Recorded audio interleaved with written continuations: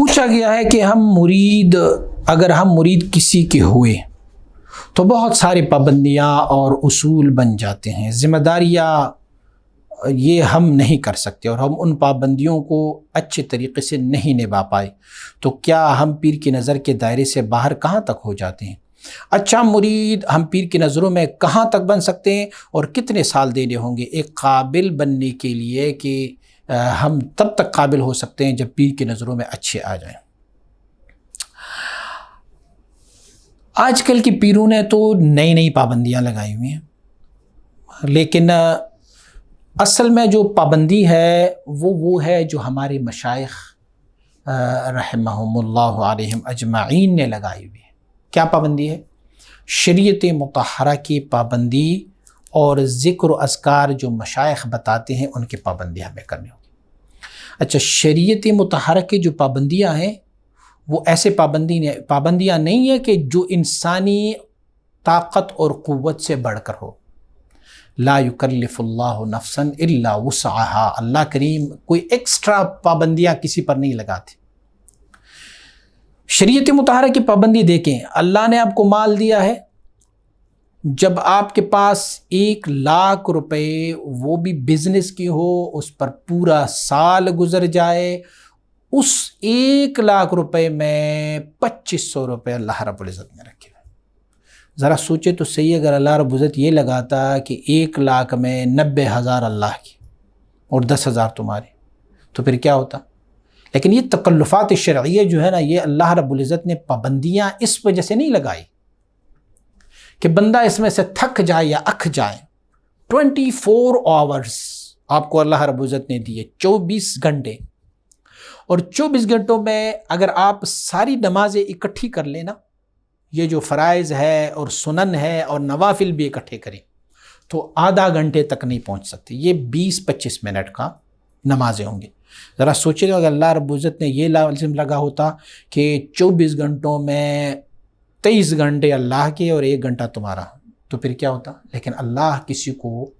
مکلف اس طرح نہیں فرماتا۔ تو آپ نے لکھا ہوا ہے کہ تصوف و سلوک میں پابندیاں ہیں، تو تصوف و سلوک میں کوئی پابندی نہیں ہے، پابندی ہے تو شریعت کی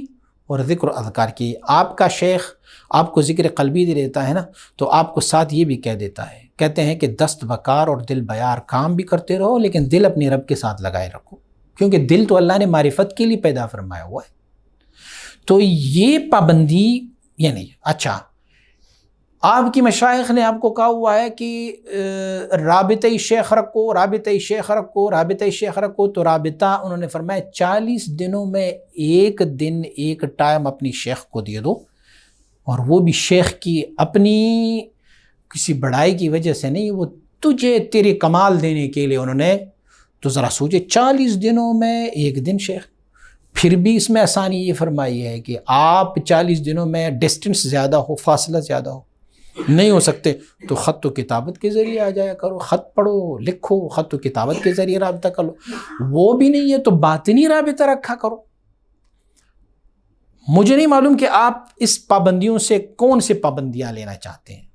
آپ یہ کیا داڑھی رکھنے کو پابندی سمجھتے ہیں، امامہ رکھنے کو پابندی سمجھتے ہیں، سنتوں پر عمل کرنے کو پابندی سمجھتے ہیں، یا پھر آپ شریعت کی امور اور اصول کو پابندی سمجھتے ہیں، یا طریقت کی اصول اور قواعد و ضوابط کو آپ پابندی سمجھتے ہیں؟ تو میں نے تھوڑے سے آپ کی خیال میں آپ کے لیے تھوڑا سا کھول لیا تاکہ آپ کو معلوم ہو کہ یہ کوئی پابندی نہیں۔ ہاں، جو ایکسٹرا پابندیاں لگائی گئی ہوں گے، شریعت و تصوف کی اصولوں کے علاوہ پابندیاں لگائی ہوں گے، تو وہ آج کل کی پیروں کا شیوا۔ مثلاً ہمارے پیر صاحب نے پابندی لگائی ہوگی آپ پر، ہمارے پیر صاحب نے مثلاً ہم پر پابندی لگائی ہوگی کہ بھئی جب بھی مجھے ملنا ہے تو 1000 سے کم تحفہ نہ دو۔ ہاں، یہ پابندی جو ہے یہ ایکسٹرا پابندی ہے، یہ پابندیاں نہیں ہونی چاہیے۔ ہماری شیخ نے ہم پہ پابندی لگائی، جب میں تمہارے پاس آؤں تو جس برتن میں میں کھاؤں اس برتن کو پھر ڈیزولو کر لو، ختم کر لو، اس میں کوئی اور نہ کھائیں۔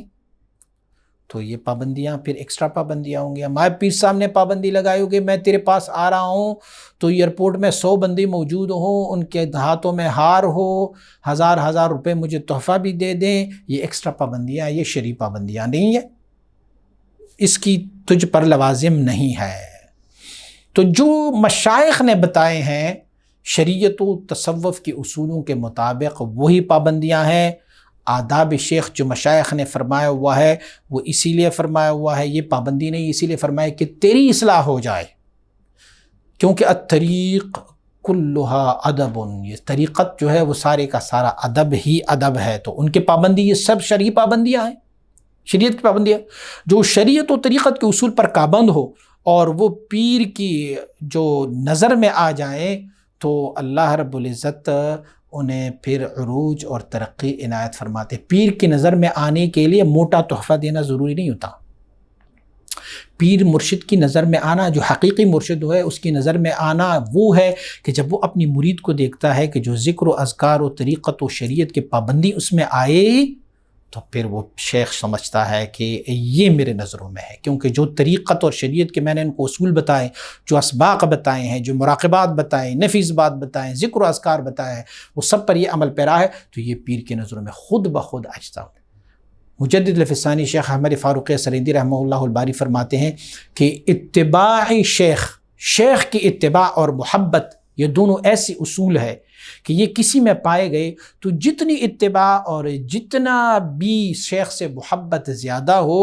اتنی ہی وہ شیخ کے قرب حاصل کرتے ہیں، حتیٰ کہ یہاں تک کہ وہ شیخ اور ان کی شکل میں بھی مشابہت آ جاتی،